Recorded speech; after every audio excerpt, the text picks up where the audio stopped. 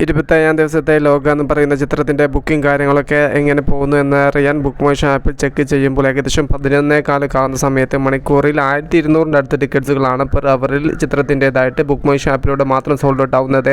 25-ാമത്തെ ദിവസം ചൊവ്വ ടെസ്റ്റും ചിത്രം പാസ്സാകുമെന്ന് തന്നെയാണ് ഇതിൽ നിന്നും വ്യക്തമാവുന്നത്. 26-ാം ദിവസമായ ഇന്നലെ തിങ്കളാഴ്ചയും ചിത്രത്തിന് കേരള ബോക്സ് ഓഫീസിൽ നിന്നും 1 കോടിക്ക് മുകളിലുള്ള കളക്ഷൻ നേടിയെടുക്കാൻ വേണ്ടി സാധിച്ചു.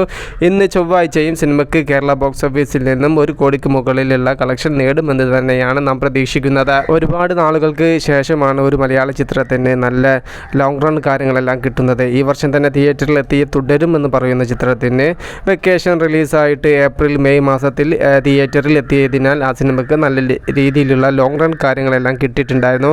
അതേ ഒരു തുടർച്ച തന്നെയാണ് ഇപ്പോൾ ലോക എന്ന് പറയുന്ന ചിത്രത്തിനും തിയേറ്ററിൽ ലോങ് റൺ കാര്യങ്ങളെല്ലാം സെറ്റായിരിക്കുന്നത്. ഇതിനോടകം തന്നെ കേരള ബോക്സ് ഓഫീസിൽ നിന്നും 105 കോടിക്ക് മുകളിൽ കളക്ഷൻ നേടി മുന്നോട്ട് പോവുകയാണ്. ഇനി ഒരേ ഒരു റെക്കോർഡ് മാത്രമേ ലോക എന്ന് പറയുന്ന ചിത്രത്തിന് കേരള ബോക്സ് ഓഫീസിൽ മറികടക്കാനുള്ളൂ. അത് ചിത്രം ഉടൻ തന്നെ മറികടക്കുമെന്നാണ് നാം പ്രതീക്ഷിക്കുന്നത്.